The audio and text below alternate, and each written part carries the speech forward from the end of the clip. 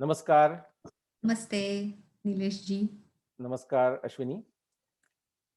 All right. So last time we discussed what is astrology, and Mm-hmm. I like that session. I Mm-hmm. still think there are many questions that I would like to ask, but I will do that some other time. But Mm-hmm. what I wanted to ask you, which is where we stopped last time, Mm-hmm. and that is a frequently asked question also, I would say, about astrology, is astrology a science? And All if right. the answer is yes, how does that compare with the definition of science? I mean, science is a very old word, the definition of science, but also remember there is a evolution in the definition of science itself. And so how does the astrology does a comparison? So that's what I would love to hear from you. And so Okay. I'll just ask the question and then I will keep mum. Is astrology a science? Thanks. All right. Let me share my presentation. And just as you have so many questions, my journey about asking questions on astrology started when I was in college, Hmm. similar to yours. And that's how, it was. I need to share, right? 1 minute. Okay.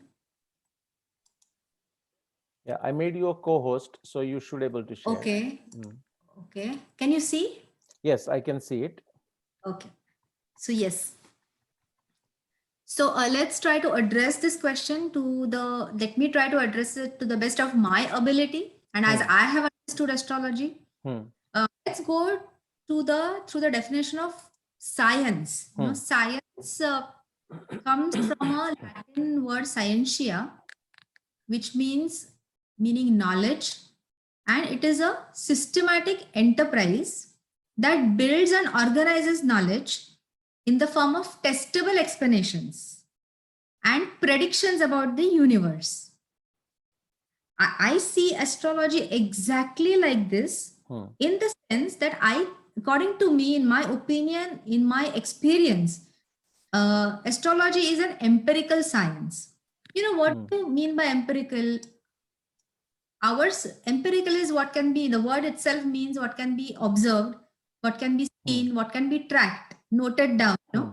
based on Hmm. observations. And that is exactly Hmm. what our rishis did in the ancient times. They noted down the effects of these stars and planets over thousands of years. I mean, Hmm. the notings happened over thousands of years on life of people, very different Hmm. people. And based Hmm. on these notings over thousands of years, certain rules of astrology or predictive Falajyotish emerged. And Hmm. that became the Hora Shastra. So you can imagine, like I think we were discussing in the last session about Pluto, or about what was the example that about Uranus, Neptune, Pluto, which were recent planets. And Hmm. recently, the recent astrologers have added the rules of Uranus, Neptune, Pluto, the rules about Hmm. their effects on the life of people based on their Hmm. observations in the last couple of 100 years. What is Right. that? Is nothing but empirical, and this is what was done thousands of years ago by sages, where they Hmm. note down, okay, if Saturn is in this rashi, if Saturn is in Virgo, if Saturn is in Taurus, if Saturn is in Gemini, if Saturn is in the first house, second house, third house, if Saturn is in which nakshatra, Mula nakshatra, this Kritika nakshatra, if Sun Hmm. is Kritika, all those rules, the effects of each of these, that's why I said it's a permutation and combination of all these on Hmm. lives of individuals who are noted down. This is Hmm. what is happening because of this is what is happening. These got tested Hmm. and emerged the humongous Hora Shastra. If you see the volumes of Parashar, it's just rules and rules and rules. If this is this happens. If so and so is this happens. If so and so planet is on this so and so degree, this happens. Yeah. So, and I feel in some sense it fits that definition of science, because there are it's building up of knowledge. We have the Hmm. Shastra. It's an enterprise that builds Hmm. knowledge. We have explanations which Hmm. get tested and predictions made, and that is exactly what happens in astrology. Yeah. I And would okay. say, yeah. If I can take if I can make an interruption, Yeah. So I would say that's empirical science. I like that word. That's exactly what it is. Only slight difference, I would say, only in Yeah. terms of data collection. For example, like Correct. from my chemical engineering point of view, Mm. uh, any aspect we can start with the first principle, like law of Mm. conservation of mass, law of conservation of energy, Yeah. momentum. We talk about that. But what happens in reality is the actual real life processes. We cannot use Mm. that first principle to actually write equations which will Yes. predict what happens. Mm. So Mm. mathematically, I mean, theoretically, we know what's supposed to happen. But for Mm. example, like, I'll take a simple fluid flow, like we call it Mm. laminar flow. There is no turbulence.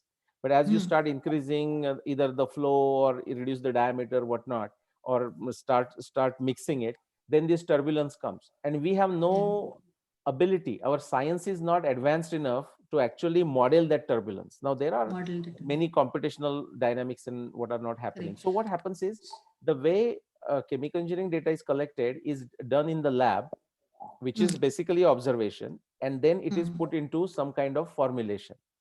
Mm. What I see, what you just described, is like what I would call happenstance data, because you don't have a control over the position of the Saturn, but when it is Correct. there, you are noticing what is the effect of that on different horoscopes, different Yeah. people's lives, their Yeah. horoscopes, and you are noting it down Noting as a it down. pattern, Also, maybe.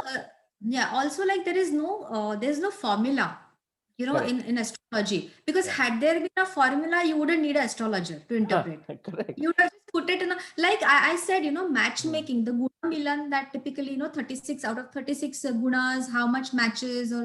or 32 gunas, Hmm. that nowadays the software generates. Hmm. We Hmm. have last 10 years advanced softwares which will use the guna milan, but the Hmm. graha milan, you need an astrologer, Hmm. because you need those interpretative skills, Hmm. to be able to interpret the various rules into.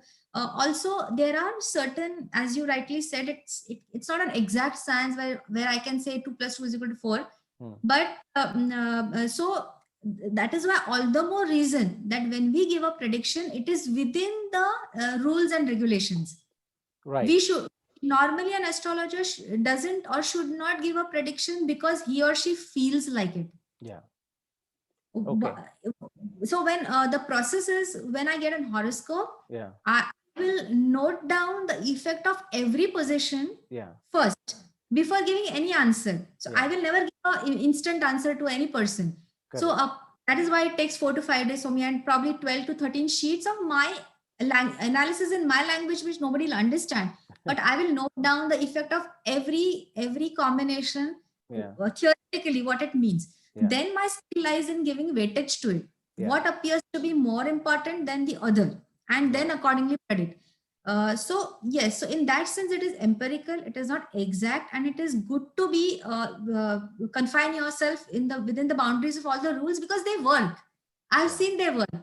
Yes. So in that sense, I would say it's exactly like many of the engineering disciplines, especially, I Hmm. mean, I'm sure there are others, but I can Okay. only talk of chemical engineering, very much like that. I mean, these all we get is a correlations, and the correlations are built on a empirical data. Experimental data is used to build the Correct. correlations. Correct. And because of that, because it is empirical, the role of the individual, say, engineers or consultants' expertise, that person's experience, all that comes into the picture in Hmm. my discipline.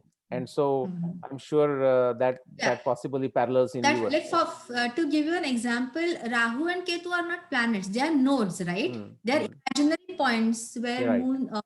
Mathematical moon points. Yeah. Earth's orbit meet. Yeah. And in Jyotish, it is said that nodes are stronger than planets. Hmm. Now imagine something which is not existing. Actually, planet, at least you can see, is supposed to be more stronger in terms of Phala Jyotish, predictive Hmm. astrology, and in experience, it is actually true. Hmm. It actually works out, pans out that way. Hmm. So it works. If you work within the rules given by, say, Parashar, you follow any one stream, or you follow a combination. Like I follow a combination of Parashar and Krishnamurti Paddhat also. Okay. So if you work within those rules, it works. Okay. Within Very those. good. Yeah, no, that was a good interruption, I would say. I interrupted, but yeah, go on. Yeah. So no, that was Yeah. excellent. Yes. It is said that this is theoretical. It said that almost 70-80% of the population believes in the way you said. They may not admit it, Yeah. but they do believe in it, and it invites a lot of skepticism Sure. also, saying that Sure. it's what is it? It's like a parrot getting a card or something like Correct. that. Correct. Depends upon who is doing the prediction. True. It really depends upon the quality of the person, because it's an adhyatmic journey. Huh. It's not as I said 2 plus 2 4. Hmm. You need to hone your skills with your adhyatma, sadhana, meditation, and over time. Hmm. So I wouldn't say that every astrologer will be accurate 100% of the time, Hmm. all the times. Hmm. But one can give a range. I mean, in my experience, I'll share maybe in the later slides, some of my scorecards. Hmm. So I found myself to be on an average accurate about 85 to 90% of the times. So if I have made, say, 10 predictions, probably 8 to 9 really come out well, one doesn't come out well. Right. Well, that's not any different. For example, many people would like to think of Newton's laws as like a Mhm. perfect science. Yeah. And I would say I wouldn't say that's perfect science, but it's very impressive science. And Mm. using those formulas, when we try to put a space shuttle on the moon or on the Mm. Mars, it doesn't work every time either. So I'm just Mhm. saying even the perfect science doesn't work when Doesn't work. applied. Yeah. When applied, it doesn't Right. work. So Yeah. yeah, I don't think if you are getting what did you say? What is the accuracy? Oh yeah, it cannot be 100% of the accurate. Yeah, Yeah. oh yeah, I see you are on slide. You say achieved an accuracy level of 85-90%. Well, if that is true, that's impressive. I would say that's Yeah. very Thank you. impressive. Even the perfect scientific formulas, even using the Newton's formula and the Yeah. projectile, it Mm. still doesn't hit. I mean, I used Okay. to perform Yeah. those Mm. experiments as Mm. teaching Lean Six Sigma and whatnot. But go on. Yeah. Okay. So that's 85-90 is very impressive. Yeah. And so, taking inspiration from my husband, Nilesh Oak, I to put this empirical, into the circles, the mutually inclusive, exclusive circles, and Okay. for explaining it to our audience. So let's see how that goes. So here is the humongous guidelines, the empirical guidelines, which you get from the discipline of astrology, Hmm. be it Parashar, be it Bhrigu, Saumita, be it Krishnamurti, Lal Kitab, and there are so many, be it Prashna Kundali, which, all those. So here are these guidelines, okay, on one hand, and Okay. one needs to study them. It is not, if one says that I can get a book of Parashar and read it in a month's time, it is not possible, Hmm. because you need to also apply it and it see so in spite of having read Parashar possibly 15 years ago, I still read. You Yes. still Yes. have Yeah. that with you. Yeah. One is Parashar and one is your own set of things that you have also experienced in life, your own notes. So that is required. Then here is the interpretation of that. And as Yeah. I said, it's an interplay of 27 nakshatras, 12 rashis, 12 planets, 12 houses, which are actually imaginary, but they play a very, very important role. For Hmm. example, the first house is the Jatak, the person's house. Hmm. Now, Saturn being in the first house will give far different effects than the Saturn being in the seventh house or the Hmm. fifth house, or so all that. So your interpretation and how much weightage to give to Saturn compared to other planets. So, Hmm. there is Anobal, so strength of the houses, strength of the planets, the avasthas, which avastha the planets are in, what are the yutis, the conjunctions. So, the ability to interpret these things, Yeah. with, that's the ability of the astrologer, will lead to the propensities. Yeah. Yeah. So There is, let me interrupt you. So and that's perfectly fine. I don't think the expectation is that whatever the different words you use, like a sthana ball, or I even couldn't uh, capture those. I mean, the expectation is not that listeners yeah, would understand. Even I'm not yeah. understanding. I think they are coming as like a bullets, bullets fired at me, this various words. Yeah. But that's uh, my that's the lingo. That's the astrologer. understand, but I'm saying those are the terminologies within the astrology field. referring to specific positions of the planets Correct. in general and the specific Yeah. positions of the planets in individual person's horoscope, correct? Yeah. Yeah. Okay. Yeah. All right. Yeah. Persons. Yeah. Everything I'm saying is based on a person's horoscope. Yeah. I'm sorry if that was confusing, but not overall planets anywhere else. In that person's horoscope, which is calculated based on the time of birth, place of birth, and date of birth of that person. So how those play a part in that, those need to be interpreted, and you need to predict the follow. That is the possibilities. Okay, there is a high possibility of this happening. There's a high possibility of you getting a job, not getting a job. There is a very high possibility that in this period you need to take care of your health, something, or you might develop these kind of problems, or not possibility, or very this I think you'll do extremely well in this. And not only so these get predicted, okay, over time for that person when he or she comes to ask the questions, which is the consultation outcome. So that is then discussed with the clients. They look and not only what is predicted, but at least in my case, also why I'm saying a particular thing. So I would say, that I'm saying that this and this may happen because of these positions. 1, 3 in your horoscope. That person not understand, but Correct. what it does is it gets that empiricism into picture, because that's how I note down also exactly why I'm saying what I'm saying and what is going to happen 5 years down the line. Whether that, and it's a joy, like after a year or so, you get a call from somebody suddenly saying that, ma'am, you had said, that this is a good time for December to Feb was a very good time for job change. And I did start applying sometime in November. I got an excellent job in January. So I've just I've just called to thank you. So that's very welcome. And then I know that also. Okay, so this is what I had predicted this happened. Many people come back. Like I have clients for more than 10 years who are with me. Start with their individual, then they bring in their spouse's horoscope, then their children also over time, or sometimes they are just by themselves. But they do they do stick, and then it's interesting to see how their life pans out versus what I have predicted. So that is consultation outcome. But what is more important is to be able to decide what weightage to give to which combination, and predict based on that. It depends upon your sadhana. That is the astrologer's sadhana or the tapasya, which means you there can be sadhana in different types. You can do mantra chanting, you can do meditation, you can you can keep adding to your sadhana, keep learning from even the sadhana. That gives you adequate strength, and improves the accuracy of your prediction. That's been my experience over the last 10 years as a professional astrologer. That has certainly improved my interpretation outcomes.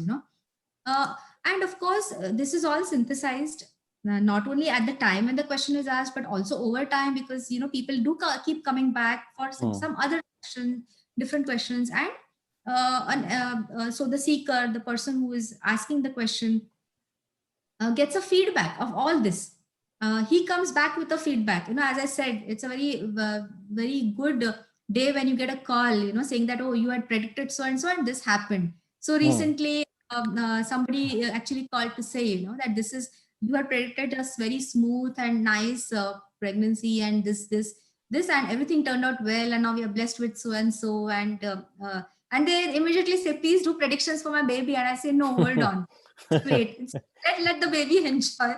This is not the time. We'll see when the baby becomes 10 years or 11 years of age, and we'll do it that time. So in that sense, that's so this thing of the feedback loop, actually improves us also to make our predictions in terms of honing our skills or fine tuning our skills, and also satisfies the seeker and makes an astrologer more and more proficient. So that's where I have kind of tried to put the empirical astrology into these inclusive and exclusive circles. What is, the guidelines are completely exclusive. The intuition and the interpretation skill, it is completely exclusive for the astrologer. But synthesis of all of it becomes core to the astrologer.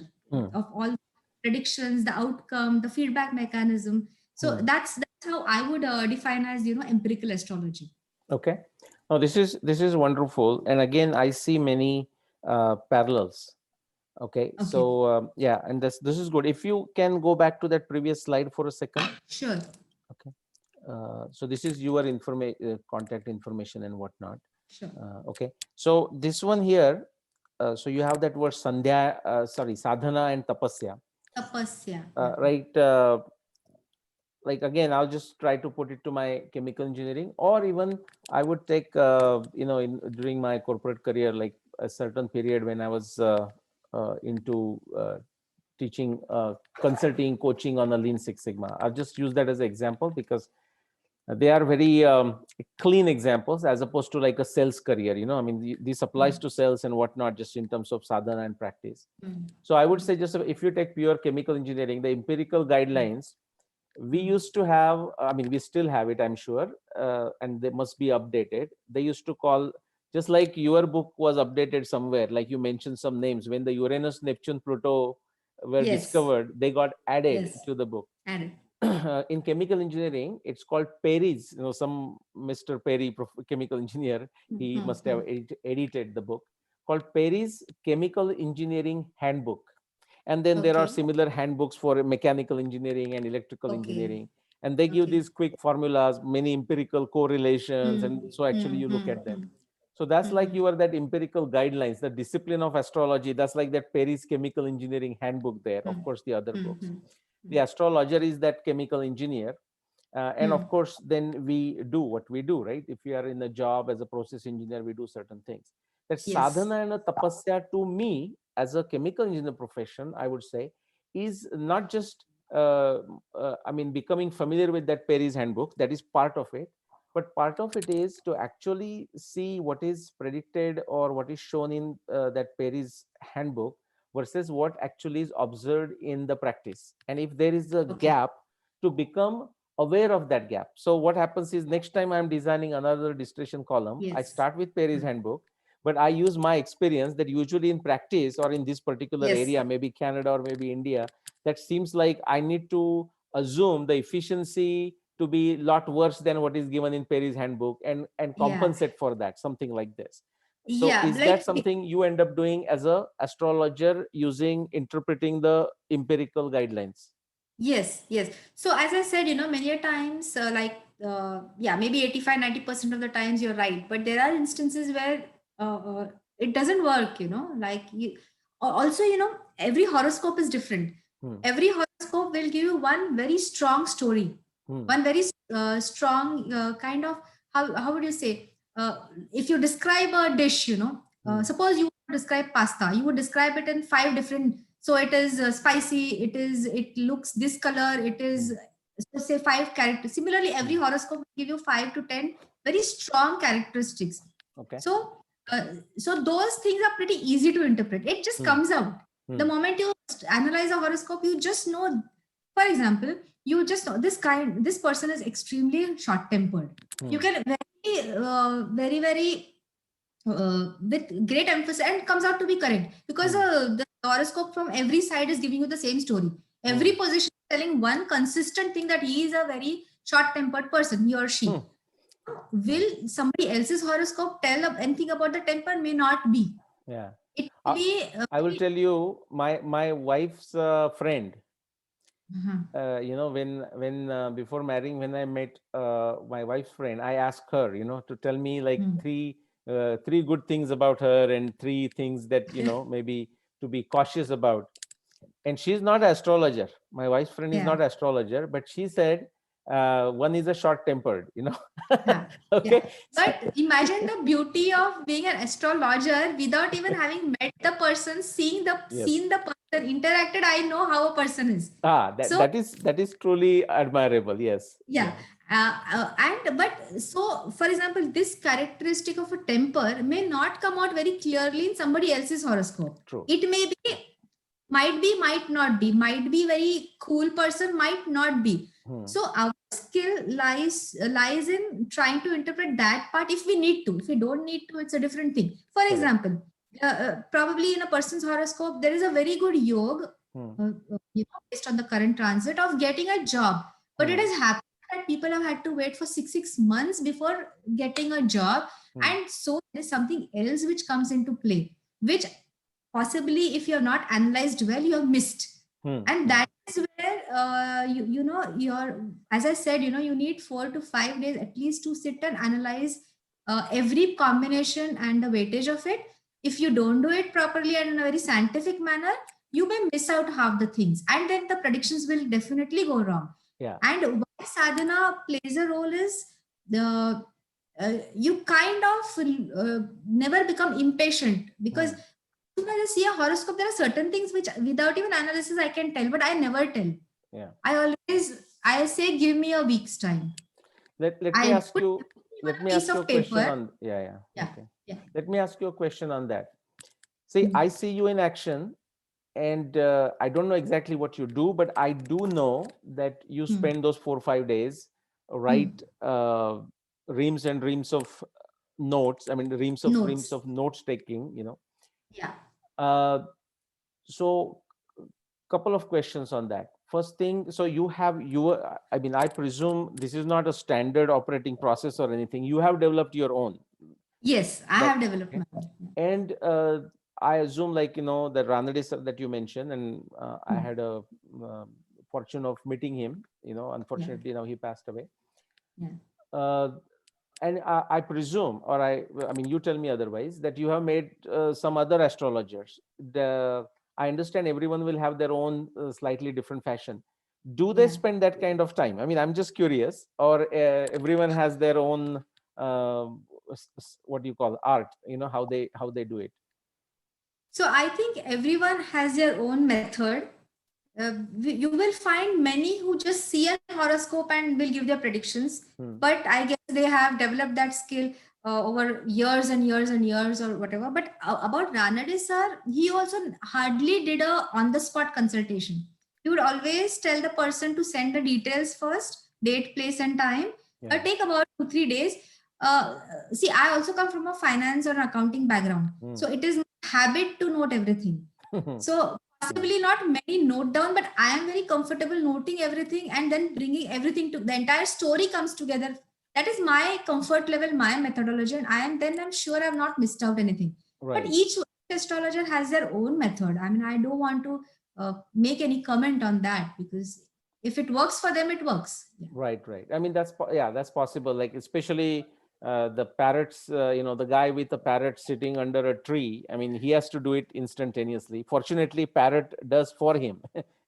So that's a good one. But I have seen in there was a conference a few years ago I went to, and there was one very good astrologer who was at the conference, and I mean, I didn't want to have any say one way or the other, but I found it very irritating and felt very sympathetic and to this astrologer.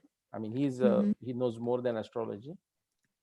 That people were coming with their horoscope on their smartphone and literally like shoving in the face of that astrologer, saying, "Hey, quickly, have a look at it. Tell me about something." It's not just that, it's like a relation. You build a relation with your client. It's like a doctor and a patient, doctor and a patient, or exactly. your accountant, or your the one who does the taxes for you. You knows the psyche of both parties. How they look at a certain transaction and how they may want to look at it. That is true. So quick question on the sadhana. Say, in my profession, I mean, I can relate to that discipline of astrology, whether I'm doing a Six Sigma or sales or engineering and those. So sadhana and tapasya to me would be like learning more about that profession. To me, I'm talking about Lean Six Sigma, about chemical engineering or whatever I am doing. For an astrologer, what is sadhana and what is tapasya? Okay. So yes, trying to learn more and more about Phala Jyotish, that is given, like there is not just Parashar, right? There are so many books on astrology. Probably I must have in the last 15, 20 years, even before I started learning formally from Ranade sir, I must have read 25 books on astrology, by different authors. So that is in continuum. You certain things you keep continue to read. One is your by tapasya or by sadhana. I mean, uh, uh, doing mantra chanting. For example, I am a Devi Bhakta, so I do Devi sadhana. The Adi Shakti or Durga Parvati Devi sadhana. I do mantra chanting, and I keep there is certain basic things I do anyways every day. Certain some dhyan, some mantra jap, and I keep adding to that, whatever I see, learn, read, which interests me, which I want to learn again. For example, when I do Saptashati, I have done innumerable chants of Saptashati in Marathi.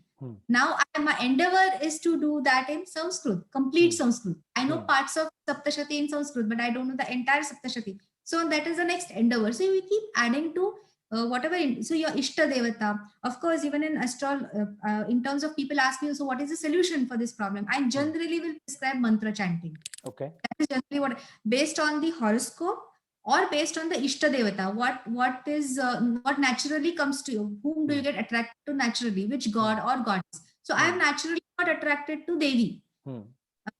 So I have been doing Devi sadhana for the last almost 15 years, and which includes definitely dhyan and mantra jap for me. Okay.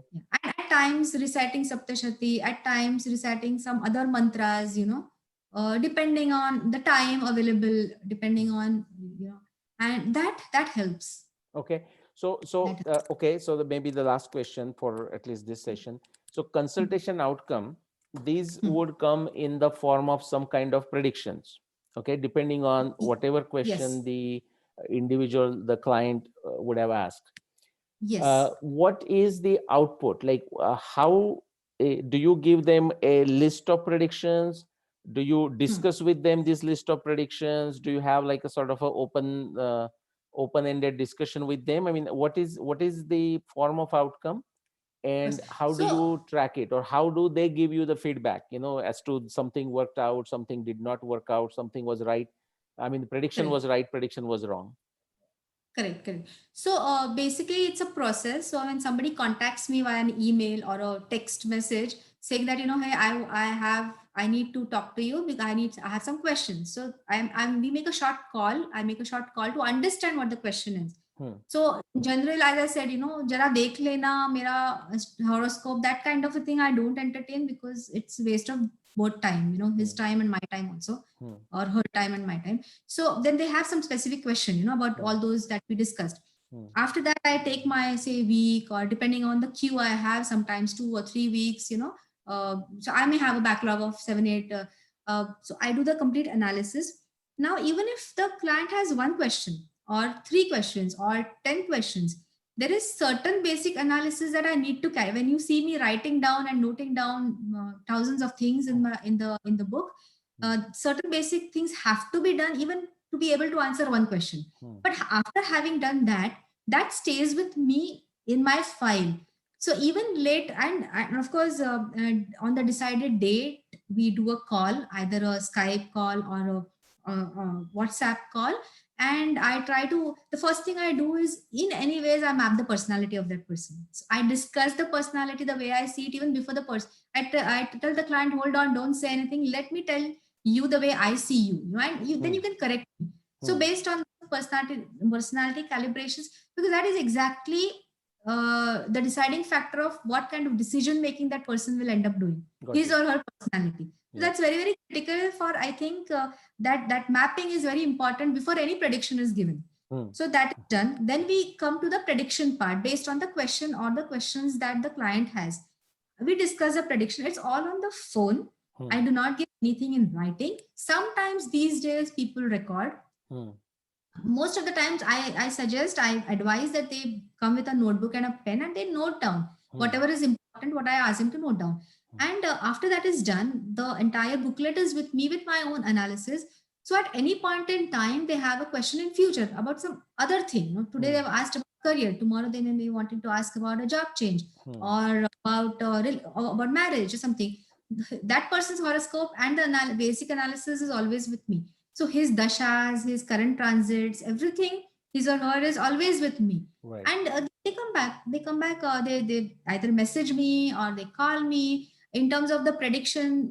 If it happens or if it doesn't happen, either ways, most of them come back saying that, oh, this has happened, oh, or this has not happened. And that's how the relationship is meant. If you see my folders, I mean, so huge stack of folders lying about every client of mine which I have done so far. So that's how the process is. That's how it happens. I hope I've answered your question. Yeah, you did. You did answer my question. Well, this is maybe a food for thought, but if you want to answer, that's fine. In my field, like I, as you know, what I work on, but say I work on many other things, but something that has come out is like, say, my effort on the dating of Mahabharata, dating of Ramayana, Yes. and so on. And I find many players here, in say dating of Mahabharata, like there are 130 plus, or if in case of dating of Ramayana, there are not that many, maybe a dozen plus. And there is almost a rivalry, now I would say, I mean, I can talk about my profession, I cannot talk about astrologers.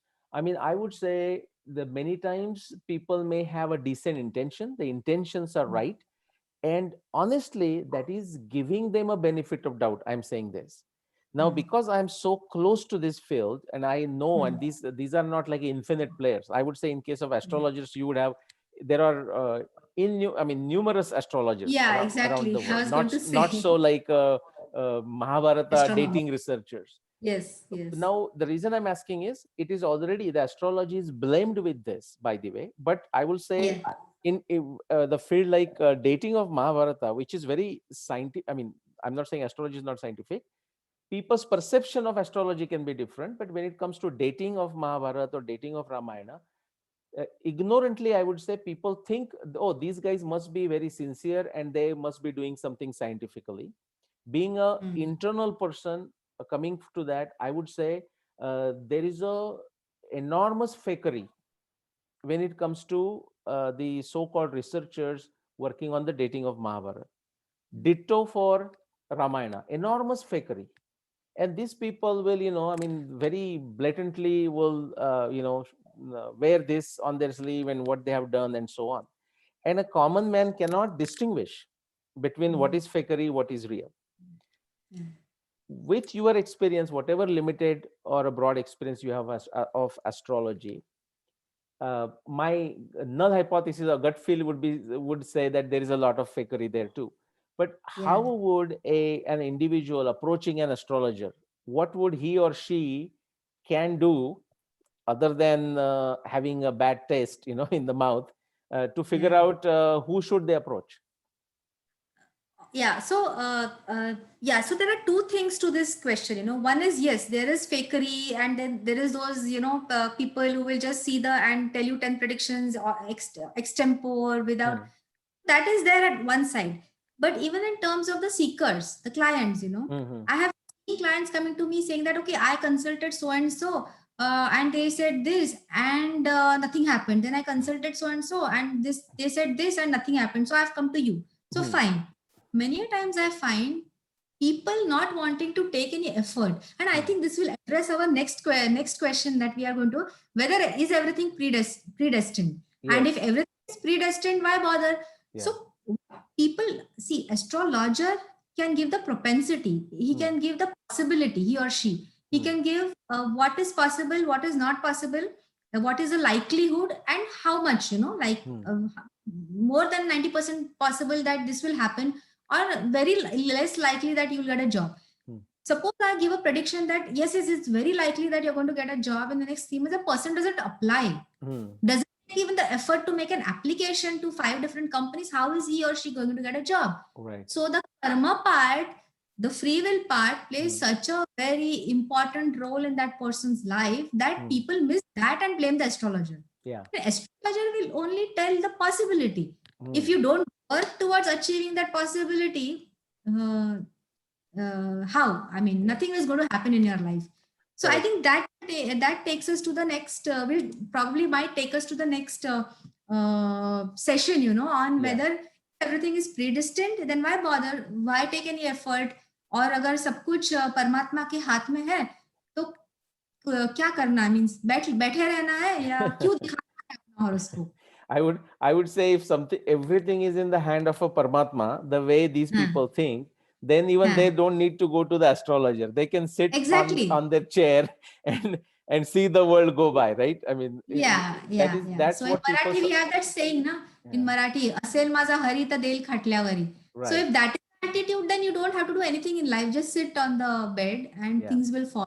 Yeah, that is what people only supposed to do when they go on a vacation, sit at a beautiful spot and see the life go by. But if they do apply that to their everyday life, then it's like a vacation. And Okay. What is interesting?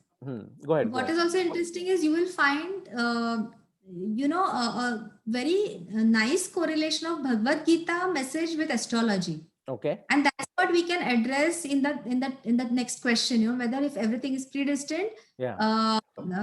So why bother? Yeah, in fact, see this, whether the world is universe or the world, individual life, is it, but especially world, at least the science, in a reductionist way applied to inanimate, like not living forces we are talking, but just the predictive kind of, the universe.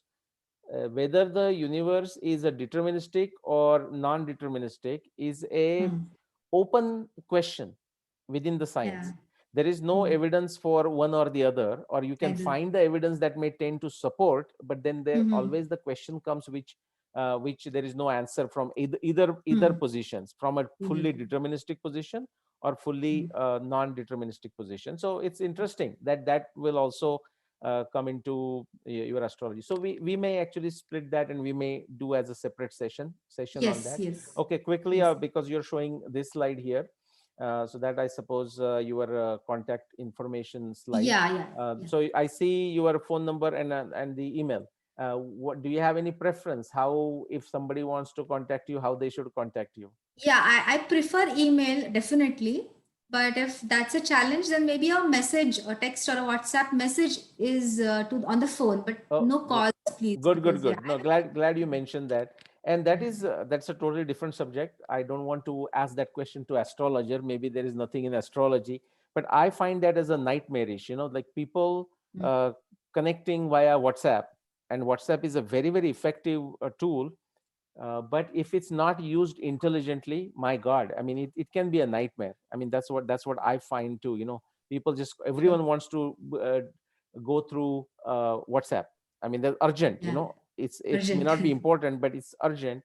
And I know Srila Prabhupada, who started the Hare Krishna movement, he used to say, when people used to wanting to make a phone call from one place to another, he says, don't make a phone calls. I mean, unless it's urgent. He said, write letters. I mean, that was a time going back 50 years. And he used to say, phone call, in his time, of course, the definitions change with time, place, and circumstances. He used to say, in the phone call is like a tamasik, he used to say, or a rajasic. He used to say, write letters. Letters. So something like that. Maybe the modern times, with the WhatsApp times, we can say, write the text. Don't just make a call. Or before making a call, and I get this all the time, people will directly call me, like, it's whether it's a Facebook, whether it is WhatsApp, Skype, whatnot. But many will not just go through the basic courtesy of saying, is this a good time? Can we talk? So you're saying your preference is that they text you. And then, of course, if required, you guys can talk. Okay. Well, how about we stop here? But the next time we will do, what you said, the free will versus destiny. If everything is. What do you do with the prediction of astrology, right? What do you do with the prediction of astrology? Yes. Okay. And so is this, can you change it? So my curiosity would be, and that's for the next time, if astrology prediction says something, can you change it completely, or can you do exactly opposite of what it is predicting? Is it possible? And what is the empirical data telling us? That could be interesting. But definitely this free will versus the destiny. So we will do that another time. Sure. All right. Yes. Okay. Thank you very much. And thank you, Nilesh. looking forward to that next session.